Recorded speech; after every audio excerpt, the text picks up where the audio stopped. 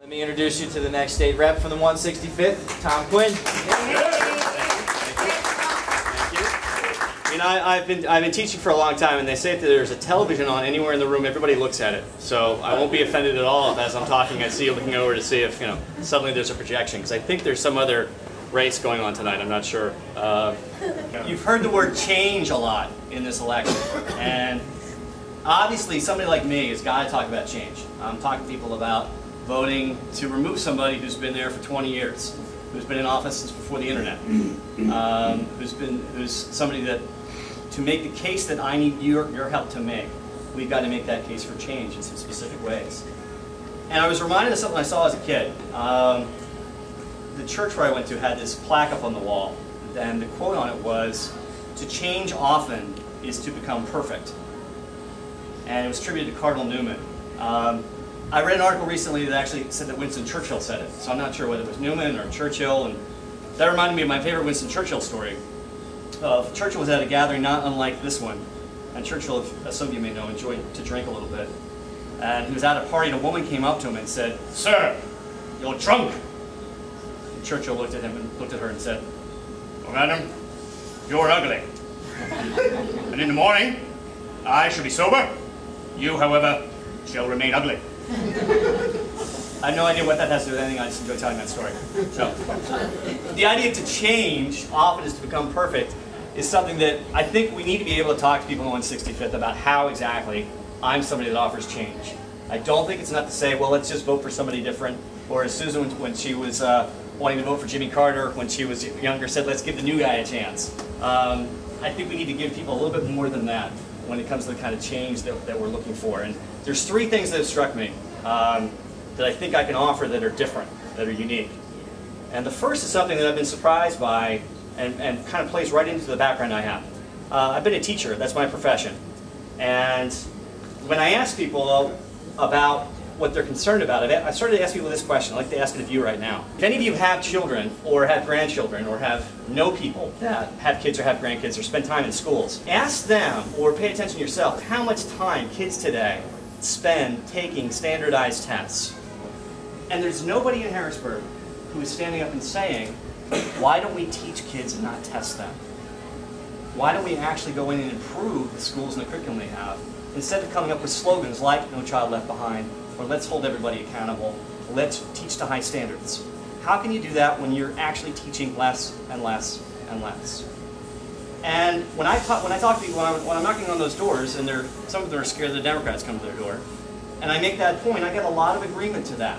That's what we want from our school system. We don't want slogans. We actually want people who go and offer solutions to actually improve education and not just make it be about numbers and data. They're kids, and they need more of a richer background than what we're currently giving them. It's a clear difference that I think my experience is going to let me articulate.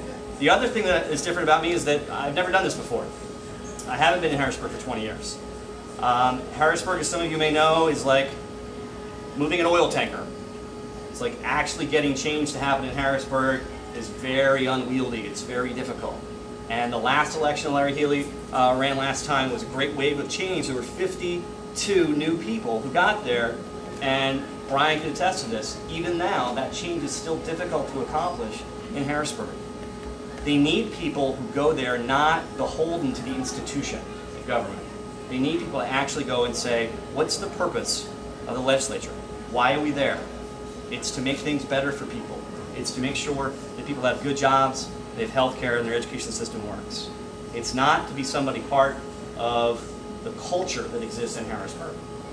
It's somebody willing to take on bold and different ideas. Brian Lentz wrote a letter to Daily Times talking about shrinking the size of the state legislature. And I wrote a letter saying that, you know what, that sounds like a pretty good idea to think about it, at the very least. Because imagine what that would do. I teach 19-year-old kids at Philadelphia University right now, and they walk into my room, and I ask the first thing I say, what do you think of politics? I get lots of groans, I get lots of eyes rolling, some kids just pass right out. And they tell me things that you would think somebody who's been following politics their whole life would say. They're a bunch of liars, they're only in it for themselves, and it's just a game to them. There's no real change there. These are 19-year-old kids who are supposed to be filled with idealism. That's what they think of our government. Imagine what it would say if we seriously looked at actually shrinking the size of the legislature, eliminating jobs. Someone crazy like myself, who knows how hard I'm working at this, would then go and propose the elimination of my own job.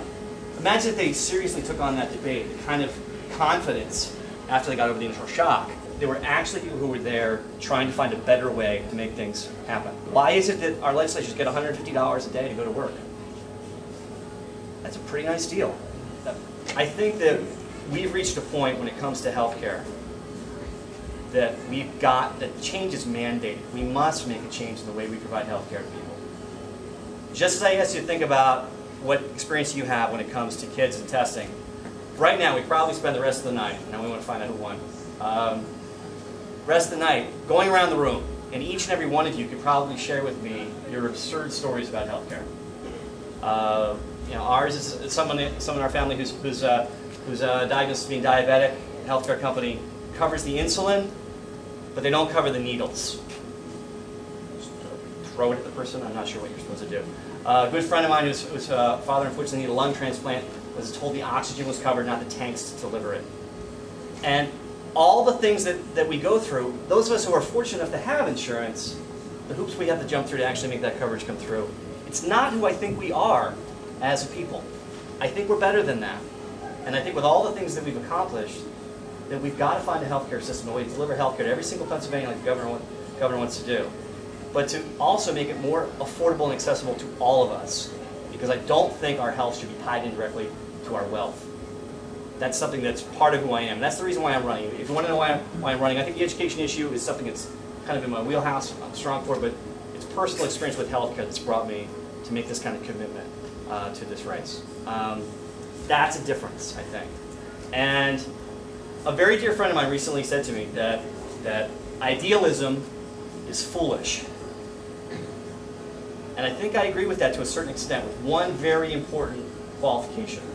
The kind of idealism that sits on a bar stool or sits in front of the TV and yells at it, and talks about how the world should be, and doesn't get up and do anything about it, that's the kind of idealism that's foolish. The kind of idealism that leads you to get up and realize that we've got to change to make things better, that's the kind of idealism that actually has an effect, that has a place in the world. And when you look at that quote, to change often is to become perfect. We're never going to get to perfect, but we can't be all right with not striving for it. We can't be all right with not recognizing the things that we need and doing everything we can to go after them and get them. And that's where I think we are in this district. I think we have someone in office who's okay with how things are. We have a community that oftentimes says, it's a wonderful place to be, don't mess with it. Everything's fine, let's just keep going the way things have been going. There's no problem here. That kind of attitude when it comes to government is exactly the same as moving backward. Is that if we're not seeking that change, if we're not striving for the perfect, then we're missing out on what I think government can do and what all of us as a community can do. All of us want, I think deep down, some people are crankier about it than others, to reach for more and to be asked for more. And as somebody who loves history, I can cite you countless examples of how many times we've responded to that when leadership has challenged us to be better than we are. So what I think we need is somebody who's going to strive for that perfect. Understand that none of us are perfect and we're not going to get there, but it's the effort, it's the attempt that's going to take us to a better place. And I need all the help that you can give me, and I thank you so much for being here tonight. But what I want to impress upon you is that this is going to be difficult. It already is. It's a hard race. The numbers are difficult in the 165th. I brought the map. It's drawn to be difficult, and it's drawn for advantage.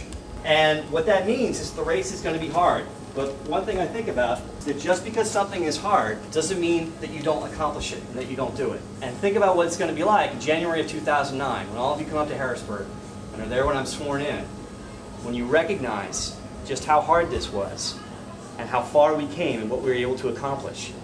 That's going to make the change we seek worth pursuing. So thank you so much for coming tonight.